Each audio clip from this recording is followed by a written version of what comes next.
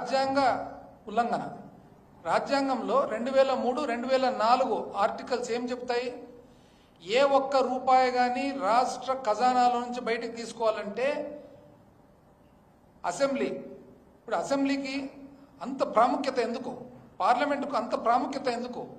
ఎన్నో బాధ్యతల్లో భాగంగా రాష్ట్రంలో దేశంలో ఉండే ప్రతి పౌరునికి సంబంధించిన ధనము కానీ వారి శ్రేయస్సు కానీ వాళ్ళ చేతుల్లో పెట్టడం జరుగుతుంది 5 సంవత్సరాల కాలపరిమితికి.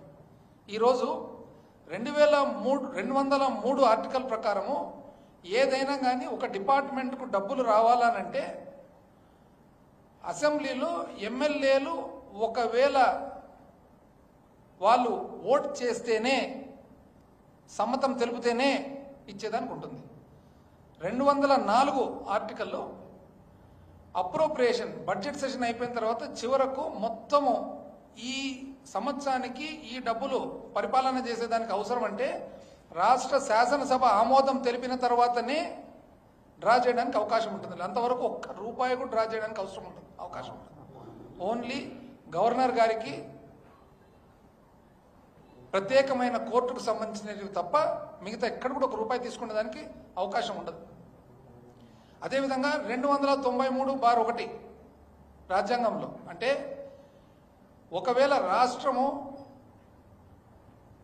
ఏదన్నా కానీ అప్పు చేయాలంటే రాష్ట్రానికి సంబంధించిన కన్సాలిడేటెడ్ ఫండ్ ఏదైతే ఉంటుందో, రాష్ట్రానికి సంబంధించిన అకౌంట్ ఏమైతే ఉంటుందో దాన్ని తాకట్టు పెట్టి చేసేదానికి ఒక అసెంబ్లీకి తప్ప ఎవరికి, శాసనం తప్ప ఎవరికి లేదు హక్కు. ఈ 3 కూడా ఉల్లంఘన జరుగుతున్నాయి. 203 ఆర్టికల్, 204 ఆర్టికల్, 293/1.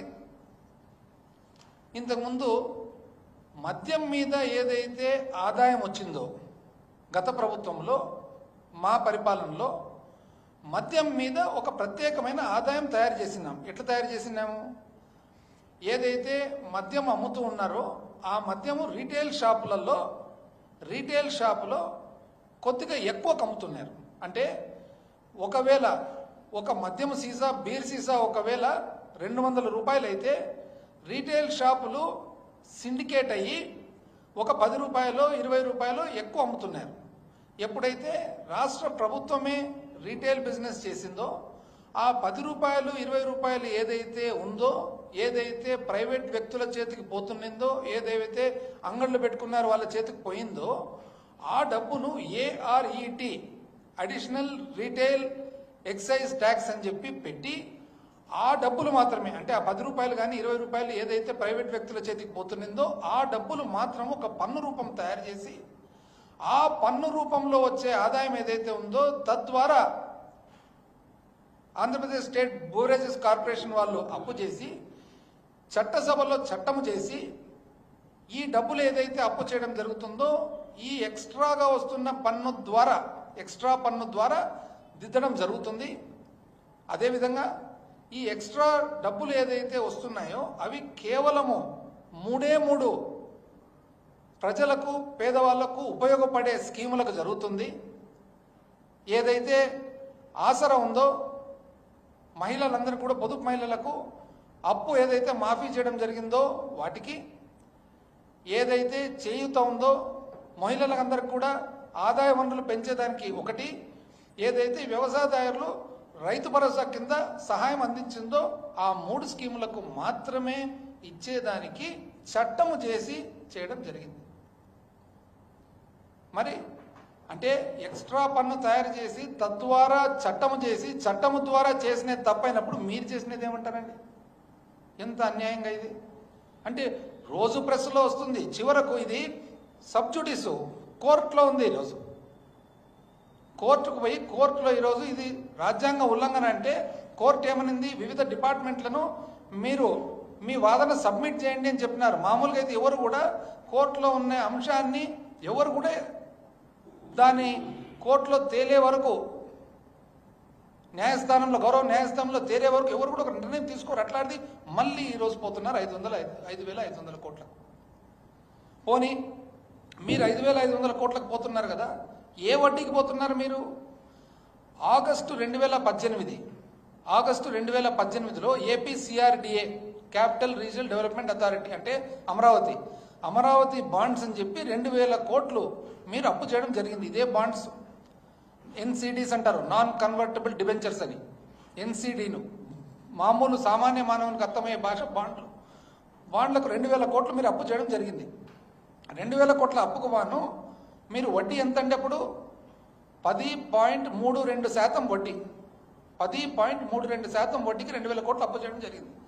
ఆ రోజు రాష్ట్రము ఆర్బీఐ ద్వారా అంటే స్టేట్ డెవలప్మెంట్ లోన్స్ అంటారు, ఎస్డిఎల్ అని, ఆర్బీఐ ద్వారా రాష్ట్రము చేసిన అప్పు ఏమైతే ఉందో ఆ సమయంలో 8.42% అంటే మీరు అమరావతి బాండ్స్ 1.9 అంటే దాదాపు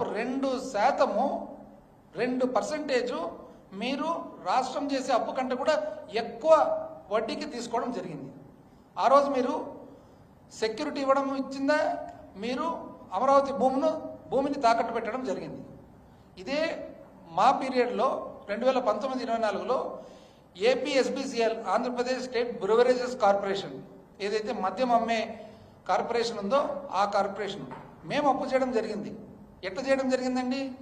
9.62% చేయడం జరిగింది. అయితే 9.62% చేసినప్పుడు ఎస్డిఎల్ అంటే ఆర్బీఐ ద్వారా రాష్ట్రం చేసిన అప్పు వచ్చేసి 7.93. అంటే మా అప్పుకు తేడా ఎంత ఉన్నింది? 1.69% మాత్రమే తేడా ఉంది. మీది 1.9% అయితే మాది 1.69% మాత్రమే తేడా ఉంది. మేము ఏ తాకట్టు పెట్టలేదు, మేము ఏ ఆర్బీఐ డెబిట్ మ్యాండేట్ లేదు. ఈరోజు మే 25లో మీరు మళ్ళీ ఆంధ్రప్రదేశ్ రాష్ట్ర ఖనిజాభివృద్ధి సంస్థ ద్వారా మీరు అప్పు చేస్తే ఎంతండి? 9.3% చేయడం జరిగింది. కానీ మీరు 9.3% ఏదైతే ఇప్పుడు వడ్డీ కడుతున్నారో ఈరోజు రాష్ట్రానికి అప్పు దొరుకుతుండేది 6.71% మాత్రమే. అంటే మీరు ఇప్పుడు చేసిన అప్పుకు ఏదైతే రాష్ట్రానికి అప్పు దొరుకుతుందో 2.59 అంటే ఇంచుమించు 2.5% పైన తేడా ఉంది. అంటే 2.5% పైగా మీరు ఆర్బీఐ నుంచి డైరెక్ట్గా డబ్బులు కట్టకుండా తీసుకునే దానికి మీరు అవకాశం ఇచ్చినారు, పర్మిషన్ ఇచ్చినారు, ఆమోదం ఇచ్చినారు. అదేవిధంగా సెక్యూరిటీ కూడా ఇచ్చినారు. ఏం సెక్యూరిటీ ఇచ్చినారంటే మీరు జీవో నంబర్ 69 24 ఏప్రిల్ 2025 ఏమండి? రాష్ట్ర ఖనిజాభివృద్ధి సంస్థకు సంబంధించిన 1,91,00,000 కోట్లు 1,91,000 కోట్ల ఖనిజ సంపదను మీరు సెక్యూరిటీకి ఇవ్వడం జరిగింది. మీరాంటి చెప్పేది ఎన్నెన్ని మాటలు చెప్తారు, మాకు ఎన్నెన్ని మాటలు చెప్తారు. 436 గనులు ఏపీఎండిసికి సంబంధించిన 436 గనులు, వాటి వాల్యుయేషన్ వచ్చేసి 1,91,000 కోట్ల వాల్యుయేషన్ ఇస్తూ దాంట్లో సంబంధించిన ఆదాయం నెల కడతామని చెబుతూ, ఇది కాక రాష్ట్ర ప్రజలకు సంబంధించిన ఆర్బీఐలో ఉండే ఖాతా రాష్ట్ర ఖాతా ఎవరిదండి? ఆర్బీఐలో ఖాతా ఎవరిది? రాష్ట్ర ప్రజలది కాదు ఖాతా. రాష్ట్ర ప్రజలు కట్టిన పన్ను నుంచి కాదా వస్తుండేది? అది రాష్ట్ర ప్రజలందరిది కాదా డబ్బులు? ఆ డబ్బులు డైరెక్ట్గా ఒక ప్రైవేట్ వ్యక్తి డ్రా చేసుకొని తీసుకునే దానికి మీరు అవకాశం ఇవ్వడం జరిగింది. ఎంత అన్యాయం అండి! ఒక ప్రైవేట్ పార్టీకి మీరు వెసులుబాటు ఇవ్వడం, అవకాశం ఇవ్వడం. ఇండియా రేటింగ్స్ అనే ఒక సంస్థ ద్వారా మీరు రేటింగ్ చేయించుకున్నారు ఖనిజాభివృద్ధి సంస్థలు. పలు చోట్ల detailed rational of the rating action అంటే రేటింగ్ ఏ విధంగా ఇస్తున్నామని దాంట్లో ఏం రాస్తారు? ముఖ్యంగా ఈ రేటింగ్ ఏదైతే ఇచ్చినారో ఏఏసిఈ రేటింగ్ అనేది ఎందుకు ఇచ్చినారో, మీరు ఆర్బీఐలో డైరెక్ట్ డబ్బులు తీసుకునేదానికి అవకాశం ఇచ్చినందుకు. Detailed description of key rating drivers అక్కడేమంటారు? ఎందుకు ఇచ్చినారు రేటింగ్ మీకు? కేవలం ఆర్బీఐలో డైరెక్ట్గా డబ్బులు తీసుకునేదానికి మీరు వెసులుబాటు ఇచ్చినందుకు. డిఎస్ఆర్ఏ షార్ట్ ఫాల్ దసరా అంటారు, అంటే ఒక నిధి మాదిరి పెట్టి నిధి నుంచి అప్పు కట్టేదానికి. దాంట్లో ఏమాత్రం తక్కువ వచ్చినప్పుడు ఆర్బీఐ నుంచి డైరెక్ట్గా డ్రా చేసేదానికి అవకాశం ఇచ్చినారని చెప్పి తెలియజేయడం జరిగింది. Liquidity disclosure for C rating, adequacy of ఎన్ని చోట్ల ప్రతి పేజీలో ఏమంటున్నారంటే ఈ రేటింగ్ వస్తున్నది కేవలం బికాజ్ ఆర్బీఐలో డైరెక్ట్ డబ్బులు తీసుకునేదానికి మీరు అవకాశం ఇచ్చినారు అని. మీరంటే ఎన్ని మాటలు అంటారండి, ఎన్ని మాటలు అంటారు. రూపాయలు 20 రూపాయలు సీసాకు ఎలాగూ అంగళ్ళకు పోయే డబ్బులు, ఎలాగూ ప్రైవేట్ వ్యక్తులకు పోయే డబ్బులు, ఆ డబ్బులు తీసి ఆ డబ్బులు చట్టము ద్వారా ఈ అప్పు ఏదైతే ఉందో ఇది పేద మహిళలకు ఇస్తున్నాం, రైతులకు ఇస్తున్నాము, పిల్లలకు చదువుకి ఇస్తున్నామంటే మీరు ఇన్ని మాటలు అంటారు. ఈ రోజు ఏమండి ఇది ఇంత గొప్ప పేపర్లలో అయితే అప్పుడు ప్రతిరోజు ఇది శ్రీలంక, ఇది కంబోడియా, ఇది వెనిజులా. ఇప్పుడు లేదండి ఎవరికి ఆ ఆందోళన లేదా, ఆ బాధ్యత లేదా, ఆ టెన్షన్ లేదా, రాష్ట్రం ఏమైపోతుందని గమ్మన కూర్చొని ఉన్నారు అందరు. అప్పు చేయడంలో కూడా గొప్పతనం అని చెప్పుకుంటున్నారు. మీరేమనంటే అప్పు అప్పు అప్పు శ్రీలంక అప్పు, ఆ అప్పు ఈ అప్పు అంటారు. ఎంతండి? మీరు పెట్టిన బడ్జెట్ బుక్లే కదా. మీరు పెట్టిన బడ్జెట్ బుక్ల ప్రకారము రాష్ట్రము విభజన జరిగినప్పుడు సుమారు 1,40,717 కోట్లు అప్పు ఉన్నింది. అటువంటిది మీరు 2014 నుంచి 19 పరిపాలన చేసి మీరు దిగిపోయే నాటికి 3,90,247 కోట్లు అయింది. అంటే మీరు ఎంత అప్పు చేసినారు? 2,49,350 కోట్లు మీరు అప్పు చేయడం జరిగింది. మేము 2024 దిగిపోయేటప్పటికి 7,21,918 కోట్లు అయింది. అంటే 3,32,671 కోటి అప్పు చేయడం జరిగింది 2019 నుంచి 24. మీరు చేసిన శాతము, మేము చేసిన శాతం అంటే సంవత్సరము మీరు ఏ శాతంలో చేసినారు, మేము ఏ శాతం అంటే మీరు 22.63% మీరు చేస్తే 13.57% మేము చేస్తాము. మీరు 22.5, మేము 13.5. మీకంటే ఎంత తక్కువ? అప్పు అప్పు అప్పు. అసలు శ్రీలంక మీరు పెట్టిన ఫిగర్స్ కాదండి, బడ్జెట్ ఫిగర్స్. 10 లక్షల కోట్లను ఒకసారి, 12 లక్షల కోట్లను ఒకసారి, 14 లక్షల కోట్లు ఒకసారి. మట్కా నంబర్లం అది ఏది నోటుకు వస్తే అది. ఇప్పుడు ఎక్కడ పోయినారండి అందరూ? ఇంతమంది మేధావులు ఉన్నారే. మీరు పెట్టిన బడ్జెట్ బుక్లే కదా. ఏమన్నంటే మేము సంపద సృష్టిస్తాం. అబ్బా ఎంత బ్రహ్మాండంగా సంపద సృష్టిస్తున్నాండి. సంవత్సరం పాలన అయింది కదా. సంవత్సరం పాలన తర్వాత చూస్తే మీ సంపద సృష్టి రాష్ట్రానికి వచ్చిన పన్ను ఆదాయం లెక్కేస్తే 2023-24 మా చివరి సంవత్సరంలో రౌండ్ ఆఫ్ చేసి చెప్తే అంటే 85,922 కోట్లు. మేము రౌండ్ ఆఫ్ చేసి 86,000 కోట్లు అనుకుందాం. 86,000 కోట్లు మాకు సంపద వస్తే, మాకు ఆదాయం వస్తే మీకు ఎంత వచ్చిందండి? 89. అంటే ఎంత? 4%.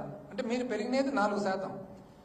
పన్నేతర ఆదాయం చూస్తే మీరు పెరిగినది -8.6%. ఎందుకు మైనస్ అంటే 2023-24లో మాకు 7,432 కోట్లు వస్తే మీకు ఓన్లీ 6,792 కోట్లే వచ్చింది.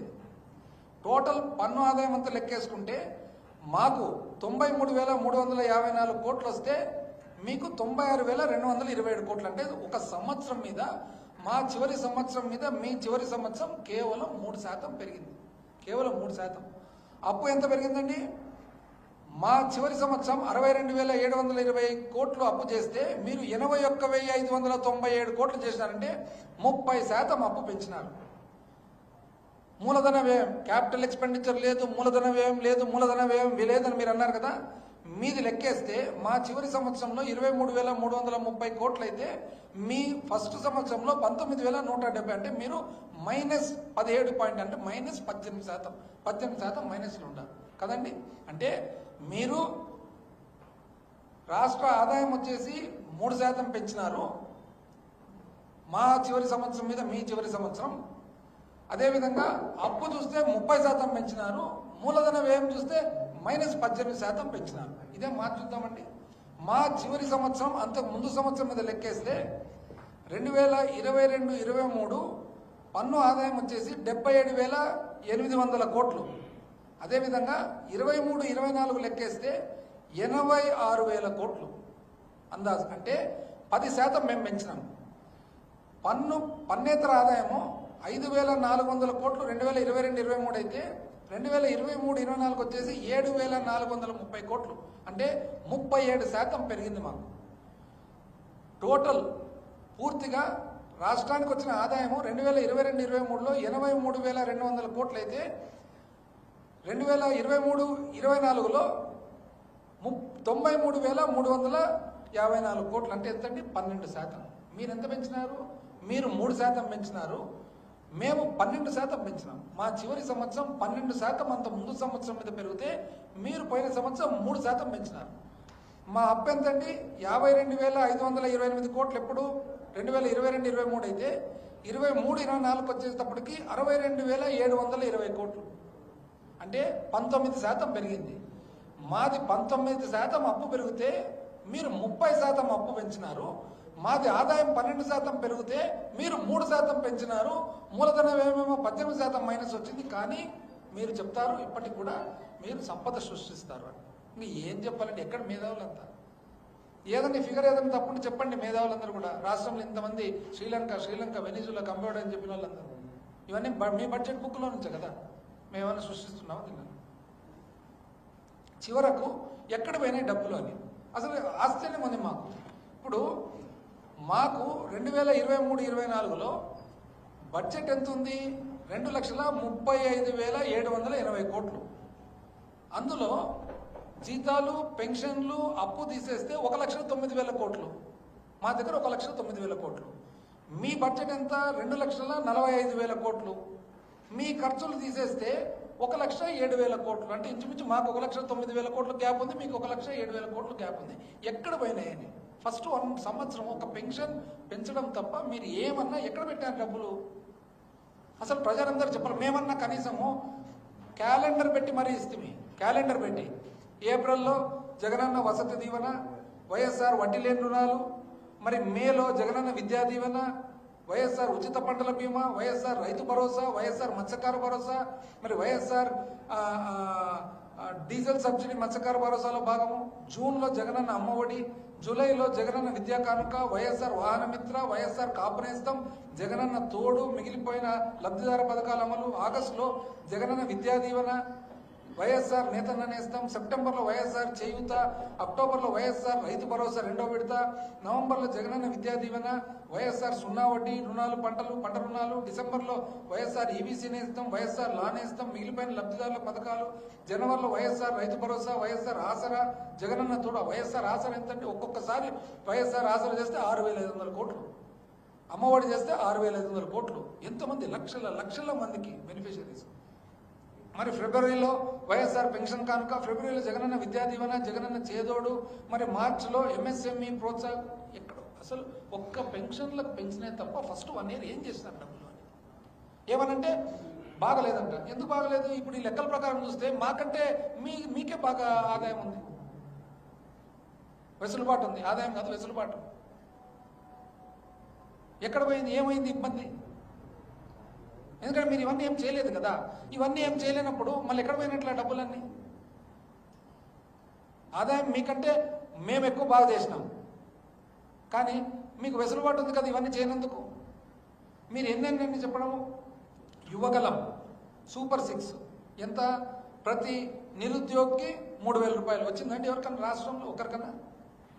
తల్లికి వందనం ఇప్పుడు మొదటి సంవత్సరం అంతా ఏమీ ఇలా, వస్తున్న అమ్మఒడి కూడా ఇలా. అన్నదాత సుఖీభవ 20,000 రూపాయలు ఏది కేంద్ర ప్రభుత్వం ఇచ్చేది కాక వచ్చిందండి ఏ రైతు కన్నా? 1 రూపాయలు. దీపం 1 సిలిండర్ ఇచ్చినారు, దాన్ని ఏమనాలి? పావుదీపం అనాలి.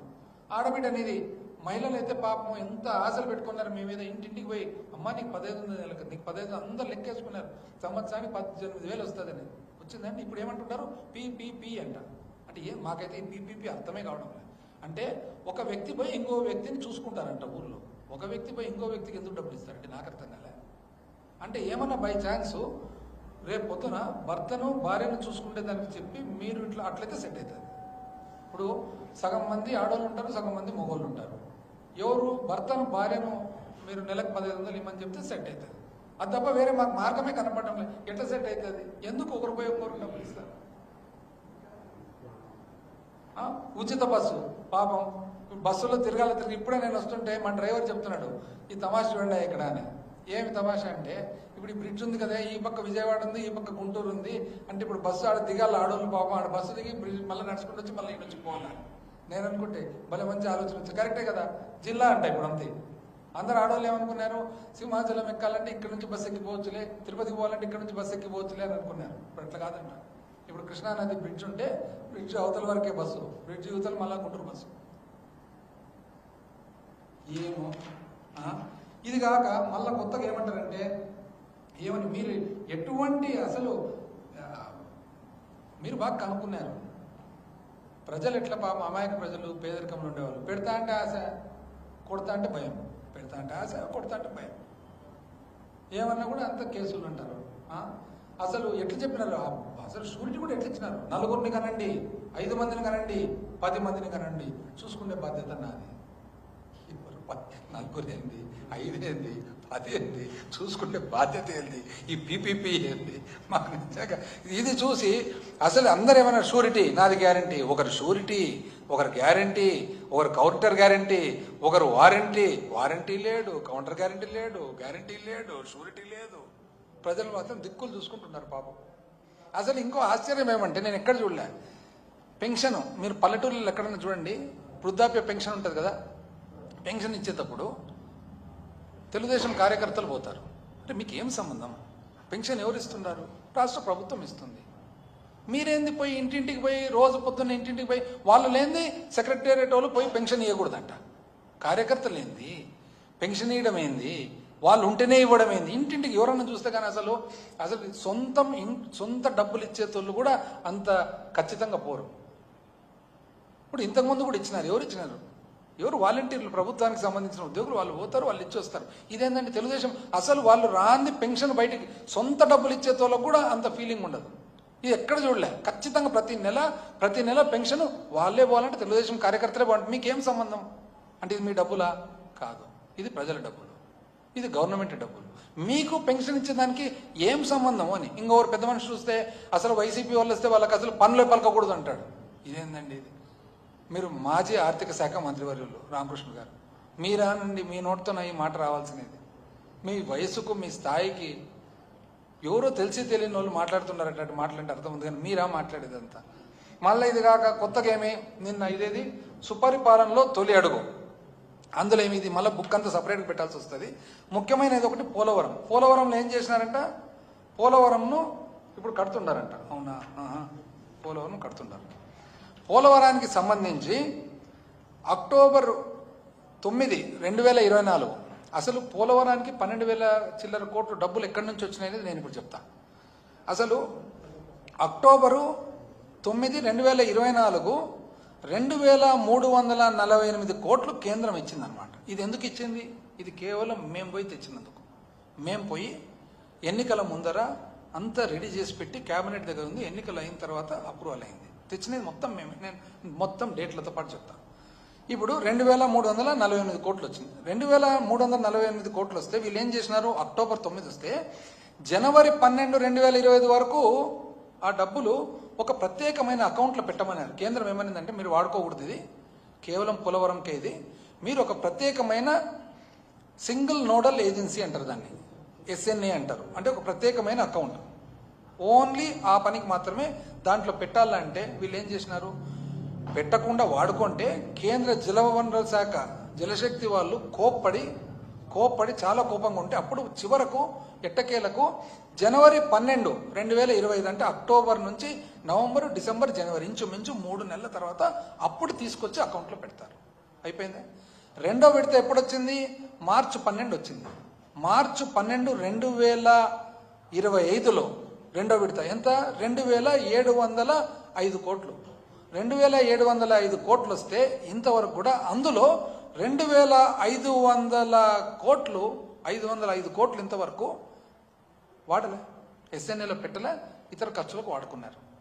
అంటే ఇప్పుడు దాన్ని తల్లికి వందనానికి వాడుకున్నట్లే కదా లెక్క, అంతే కదా. ఇప్పుడు పోలవరం డబ్బులు వచ్చినాయి, పోలవరం డబ్బులు మీరు పోలవరానికి వాడలే, బ్యాంకులో లేదు, ఎక్కడ ఉన్నట్లది? తల్లికి వందనానికే కదా. ఇంకా వేరే తల్లికి వందనానికి వాడినారు, లేకుంటే మీరు ఏమన్నా జీతాలకు వాడుకున్నారు, పెన్షన్లకు వాడుకున్నారు, వృద్ధాప్య పెన్షన్లకు వాడుకున్నారు. టోటల్ ఇంతవరకు 5,052 కోట్లు వచ్చింది మీకు పోలవరం. 5,052 కోట్లు పోలవరం డబ్బులు వస్తే ఈ రోజుకి 2,505 కోట్లు దాంట్లో మీ దగ్గరనే ఉంది. అంటే దేనికి వాడినట్లు ఇదేం? మళ్ళా సుపరిపాలనలో తొలి అడుగు అని చెప్పి పోలవరం బ్రహ్మాండంగా కడుతుండావు అని అంటారనమాట. ఎక్కడి నుంచి వచ్చిందండి పోలవరంది? అసలు ఫస్ట్ ఎప్పుడు కోవిడ్ అప్పుడు జగన్మోహన్ రెడ్డి గారు ఈ పోలవరం ప్రాజెక్టు కంప్లీట్ చేయాలా అర్జెంటుగా, ఇదంతా ఇబ్బందుల్లో ఉంది. ఎందుకు ఇబ్బందుల్లో ఉందంటే మీరు 2014లో మీరు ప్రభుత్వం ఏర్పాటు చేసుకున్నప్పుడు మీరు ఏమని ఒప్పుకున్నారు కేంద్రంతో? 2014 రేట్లకు రాష్ట్ర విభజన నాటికి ఎంతైతే దాని ఖరీదు ఉందో అంత ఖరీదు చాలు, ప్రాజెక్టు ఖరీదు ఎంత ఉందో అంత ఖరీదు చాలు, 2014 రేట్లకు చాలు అని ఒప్పుకొని ఆ రోజు భూసేకరణ కానీ పునరావాసం కానీ ఎవరు చేయబోతున్నారనే క్లారిటీ లేకుండా మీరు ఒప్పుకున్నారు. అందులో మళ్ళా ఏది 2013లో మీకు తెలిసి కూడా భూసేకరణ చట్టం మారి భూమి సేకరించాలంటే 3 అంతలు 4 అంతలు అవుతుందని తెలిసి కూడా 2019 వరకు వచ్చేటప్పటికి మీరు ఏదైతే అందాజుగా 30,000 కోట్లు అయ్యే ప్రాజెక్టు వ్యయం ఒప్పుకున్నారో 55,000 కోట్లు ప్రాజెక్టు వ్యయం అవుతుందని తేలిన తర్వాత మేము 2019లో ప్రభుత్వం ఏర్పాటు చేసుకున్న తర్వాత పలుసార్లు జగన్మోహన్ రెడ్డి గారు ప్రధానమంత్రి గారితో మాట్లాడి ఫైనల్గా ఏమైందంటే 55,000 కోట్ల ప్రాజెక్ట్ ఏదైతే ఉందో ఇంచుమించు అది 48,000 కోట్ల అప్రూవల్ తీసుకొని దానికి గాను ఆ అకౌంట్లోకి 12,000 చిల్లర కోట్లు ఇస్తామని చెప్పి కేంద్రంతో ఒప్పించుకోవడం జరిగింది. అది క్యాబినెట్కి పోయింది ఆమోదాన్ని. ఎప్పుడు 11/11/2021లో ఒక ఉత్తరం ఎవరు మన రాష్ట్ర సెక్రటరీ జలవనరులు పోలవరం ప్రాజెక్ట్ అథారిటీకి, అదేవిధంగా 20 నవంబర్ 2021 ఎవరు పోలవరం ప్రాజెక్ట్ అథారిటీ కేంద్ర ప్రభుత్వం జలశక్తికి, అదేవిధంగా 27/10/2021 ఎవరు జలశక్తి నుంచి పోలవరం ప్రాజెక్ట్ అథారిటీకి, అదేవిధంగా సెంట్రల్ వాటర్ కమిషన్ సిడబ్ల్యూసి ఎప్పుడు 22/12/2021, అదేవిధంగా 24 డిసెంబర్ 2021 పోలవరం ప్రాజెక్ట్ అథారిటీ ఎవరికి? ఆంధ్రప్రదేశ్ రాష్ట్ర ప్రభుత్వానికి కరస్పాండెన్స్ సేమ్ ఇదే. అంటే ఈ బ్యాలెన్స్ డబ్బులు ఎట్లా అనే దాని మీద. తర్వాత 10/1 జనవరి 2022 ఎవరు? ఇక్కడ రాష్ట్ర సెక్రటరీ జలవనరుల శాఖ సెక్రటరీ పోలవరం ప్రాజెక్ట్ అథారిటీకి లెటర్. అదేవిధంగా 20 జనవరి 2022 ఎవరు? పోలవరం ప్రాజెక్ట్ అథారిటీ నుంచి సెంట్రల్ వాటర్ కమిషన్కు. అదేవిధంగా ఫిబ్రవరి 17, 2022 ఇక్కడ నుంచి మన స్పెషల్ చీఫ్ సెక్రటరీ జలవనరుల శాఖ ఎక్కడికి? పోలవరం ప్రాజెక్ట్ అథారిటీకి. అదేవిధంగా ఫైనల్గా ఎట్టకేలకు 3 సంవత్సరాలు పోరాడిన తర్వాత 5 జూన్ 2023 కేంద్ర ఆర్థిక శాఖ వాళ్ళు ఒప్పుకున్నారు. దేనికి ఒప్పుకున్నారు? అడిషనల్ ఫండింగ్ 12,911 కోట్లు 12,911 కోట్లు మేము పోలవరం ప్రాజెక్టుకి ఇస్తామని చెప్పి ఇచ్చిన తర్వాత ఫైనల్గా పిఐబి ఏదైతే పబ్లిక్ ఇన్వెస్ట్మెంట్ బోర్డు ఉందో పబ్లిక్ ఇన్వెస్ట్మెంట్ బోర్డు వాళ్ళు ఒప్పుకున్న తర్వాత మార్చ్ 7, 2024 అంటే ఎన్నికలకు 1 నెల ముందర అప్పుడు క్యాబినెట్కి పోయింది. ఈరోజు మీరు చెప్తారు పోలవరం సాధించినామని. ఏం చెప్పాలండి ఇది? అసలు ఆశ్చర్యంగా ఇది. అసలు పోలవరం ప్రాజెక్టు మేమే మొదలు పెట్టినామంటారు. మీరేనండి 2005లో మొట్టమొదటిసారిగా పర్యావరణ శాఖ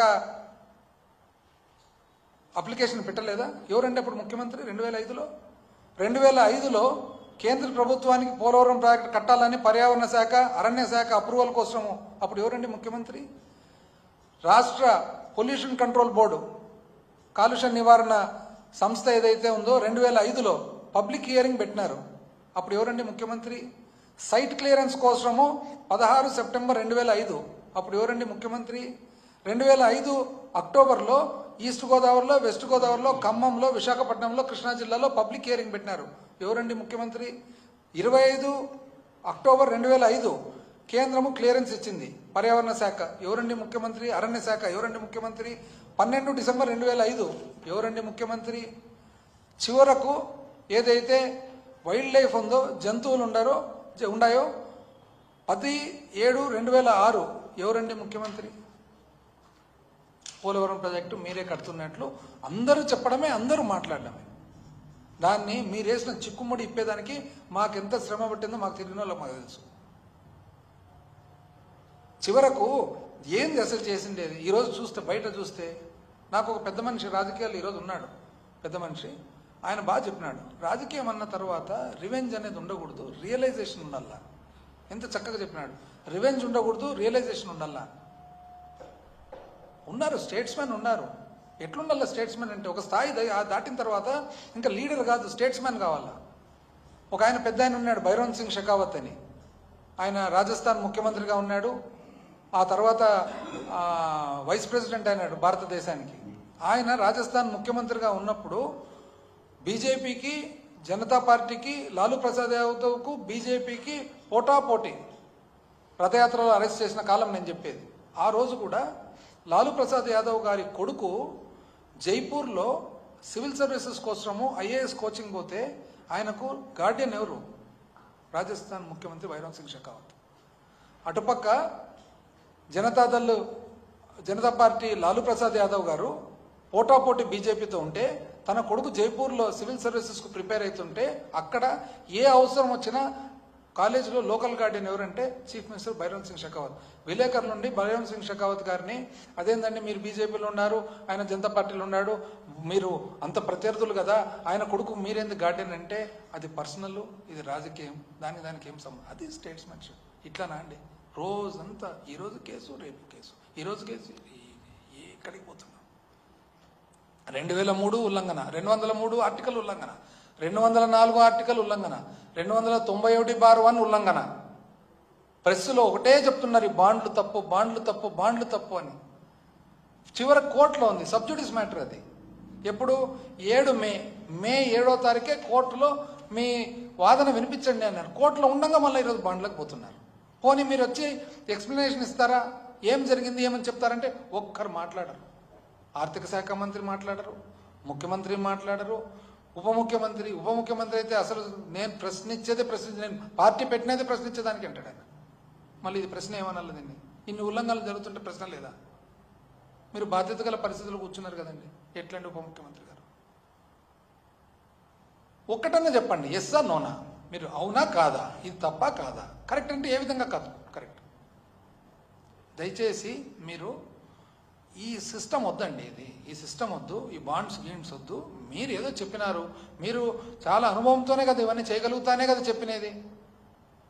ఏ విధంగా మీరు చేయగలుగుతానని అన్నారో ఆ విధంగా చేయండి. కానీ ఇట్లా అప్పు చేసి మాకు ఆ రోజుల్లో ఈవెన్ రైట్ రాయల్గా ఎక్స్ట్రా పన్ను ఏఆర్ఈటీ ఏదో వచ్చిందో ఆ పన్ను మీద చేసేటప్పుడు కదా కేంద్ర ప్రభుత్వం ఒకసారి మీరు ఇట్లా ఈ టైప్ అయితే కానీ వేరే రాష్ట్రాలు కూడా ఏమైనా మొదలు పెడతామంటే మానుకున్నాం మేము. సర్లేండి నన్ను మీరేండి ఇది ఇంత ఇట్లా? నిజం చెప్పండి, మేము చేసిన దాంట్లో తప్పు లేదు మరి. ఎందుకంటే పన్ను సృష్టించినదే సపరేట్ పన్ను, చట్టపరంగా మేము ఈ ఆసరకు ఈ చేయూత కనిపెట్టినది. ఇప్పుడు ఏంటండి ఇది? పోలవరం డబ్బులు చూస్తే ఎక్కడికోపోయినాయి, ఇంకోటి చూస్తే ఎక్కడికోపోయినాయి. అప్పు 3,500 కోట్లు మొన్న చేస్తే అంతలేక మళ్ళీ ఇప్పుడు 5,500 కోట్లు అప్పు చేసేదానికి తయారైనారు. అక్కడ చూస్తే అప్పు, అమరావతి చూస్తే అప్పు, సిఆర్డిఏ చూస్తే అప్పు, వరల్డ్ బ్యాంక్ చూస్తే అప్పు, ఎక్కడ చూడు అప్పు. మమ్మల్ని ఏమంటారు? శ్రీలంక అంటారు, ఇంకోటి అంటారు, ఇంకోటి. మీరు చూస్తే 30% చేస్తారు. దయచేసి కొద్దిగా సిస్టమ్ మార్చుకోవాలని చెప్పి ప్రజల తరఫున ఒక ప్రతిపక్షంలో బాధ్యతగా మేము ప్రభుత్వానికి తెలియజేస్తాం.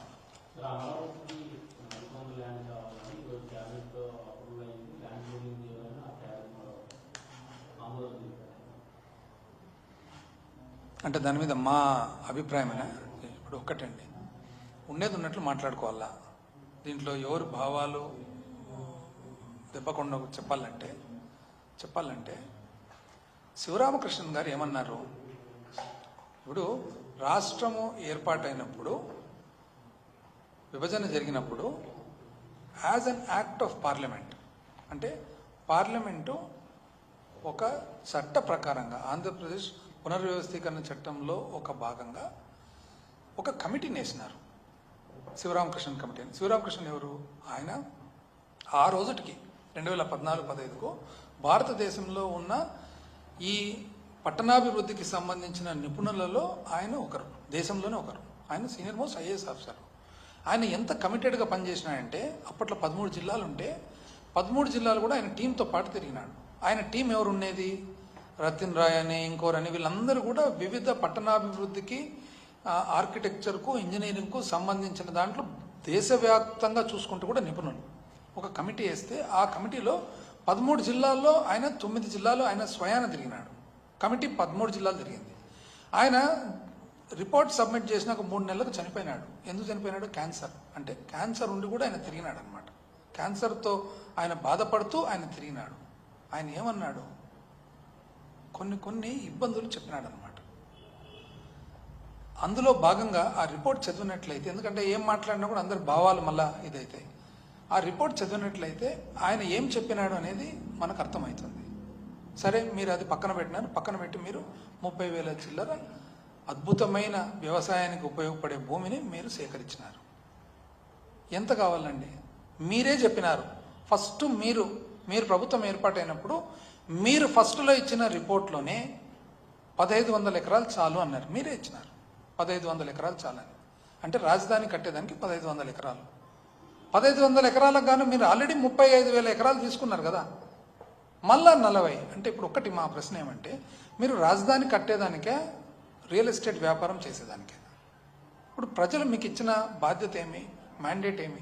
ఎవరైనా కానీ, మీరు ఎన్నికైనా, ఇంకొక ప్రభుత్వం ఎన్నికైనా, ఒకవేళ మేము రాబోయే కాలంలో ఎన్నికైనా, ప్రజలు ఇచ్చిన మ్యాండేట్ ఏమి? ఒక రాజధాని కట్టమని చెప్పి, నగరం కట్టమని కాదు కదా.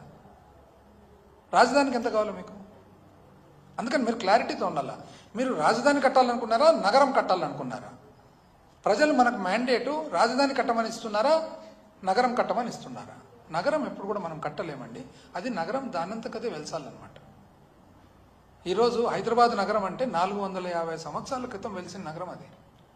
బాంబే అంటే కొన్ని 200-300 సంవత్సరాల క్రితం వెలిసిన ఒక చిన్న గ్రామం. చెన్నై అంతే. మనం కట్టేదానికి వీలవుతుందండి? ఇది ప్రజలే ఆలోచన, మేధావులందరూ ఆలోచన చేయాలి. మనకు ఫస్ట్ రాజధాని కట్టమంటున్నారా లేదా నగరం కట్టమంటున్నారా అనేది. రాజధాని కట్టాలంటే 1500, 200, 2000 ఎకరాలు చాలు. నగరం కట్టాలంటే 35,000 కావాలా, 40,000 కావాలా, 1,00,000 కావాలా, 2 లక్షలు కావాలా? దానికి లిమిట్ ఎక్కడ ఉంది ఇంకా? సో ఈ పని చేసేటప్పుడు మీరు పచ్చటి పొలాలను ప్లాట్లుగా మారుస్తున్నారు. ఇది ప్రజలు మనకు చెప్పినారా? పచ్చటి పొలాలను ప్లాట్లుగా మార్చమని మనల్ని ప్రజలు కోరుకుంటున్నారా? మనకు ఆ మ్యాండేట్ ఇచ్చినారా? శివరామకృష్ణ గారి రిపోర్ట్ చూస్తే ఏ కారణాల వలన ఆయన రిపోర్ట్ ఇచ్చినాడు మనకు అర్థమవుతుంది. ఓకే.